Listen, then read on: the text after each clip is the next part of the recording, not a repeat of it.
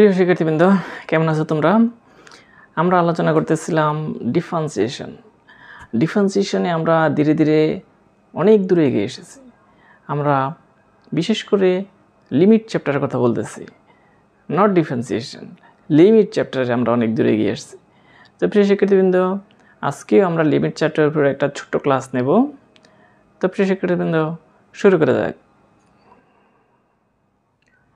দেখো প্রিয় শিক্ষার্থীবৃন্দ, আজকে আমরা এই ম্যাথটা করতে যাচ্ছি।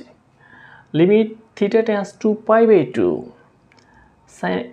sec cube theta minus tan cube theta divided by tan theta, এই ফাংশনটার মান আমরা বের করব। দেখো আমরা শুরু করি। Equal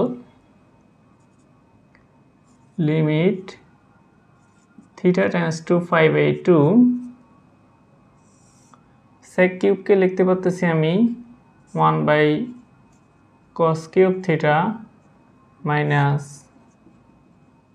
sin cube theta divided by cos cube theta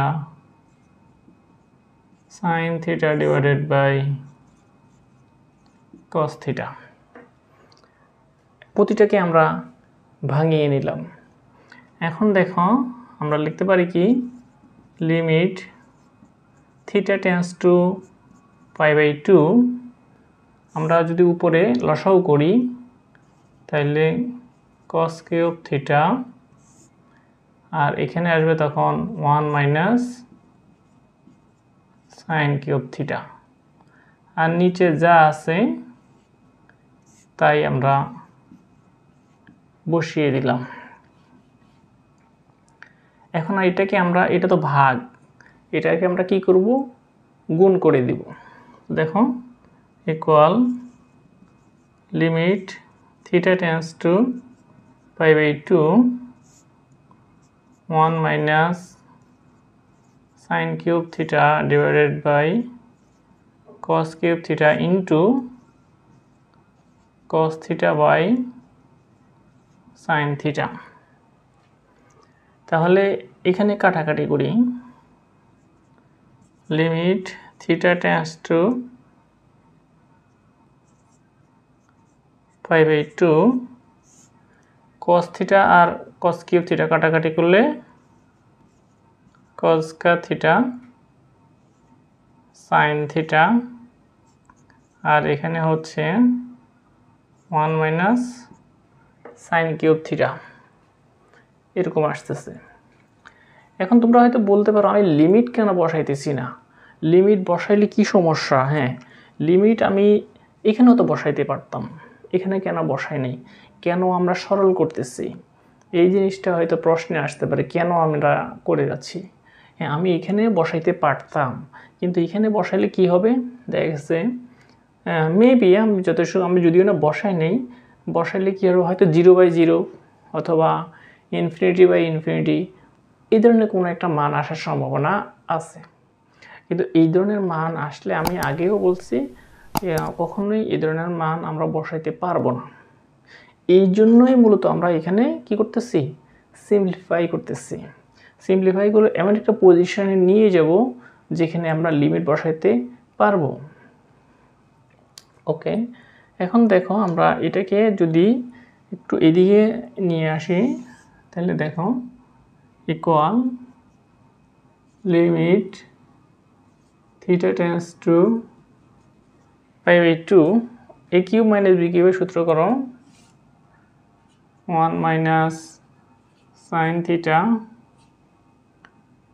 square plus A B sin theta plus sin square theta, আর এখানে cos স্কয়ার মানে কি, 1 minus sin square theta into sin theta equal limit theta tends to pi by 2 1 plus sin theta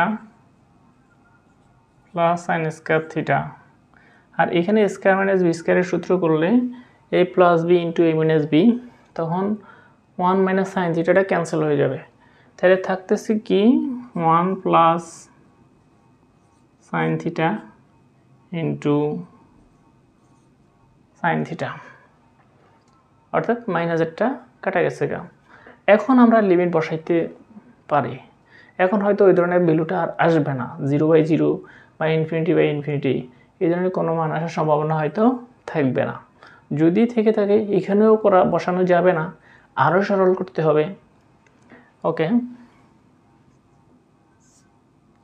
1 plus sign, আমাদের theta হচ্ছে π/2, তাহলে π/2 sign π/2 এত whole square, 1 plus sign π/2, আর এখানে হচ্ছে সাইন π/2। সাইন π/2 প্লাস π/2 মানে কত? সাইন 90 মানে কত? সাইন 1, তাহলে 1 plus 1 plus 1 square, 1 plus 1 into 1, তাহলে কত? 3/2। এটাই হচ্ছে আমাদের রিকোয়ার্ড অ্যান্সার। প্রিয় শিক্ষার্থীবৃন্দ,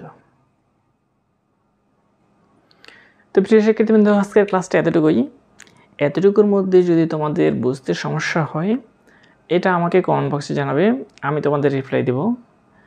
প্রিয় শিক্ষার্থীবৃন্দ, আমার নতুন নতুন ভিডিওগুলো দ্রুত পাওয়ার জন্য তোমরা আমার চ্যানেলটাকে সাবস্ক্রাইব করে নেবে এবং বন্ধুদের মাধ্যমে শেয়ার করবে, যাতে সবাই এর সুফল ভোগ করতে পারে। তো প্রিয় শিক্ষার্থীবৃন্দ, ধন্যবাদ সবাইকে।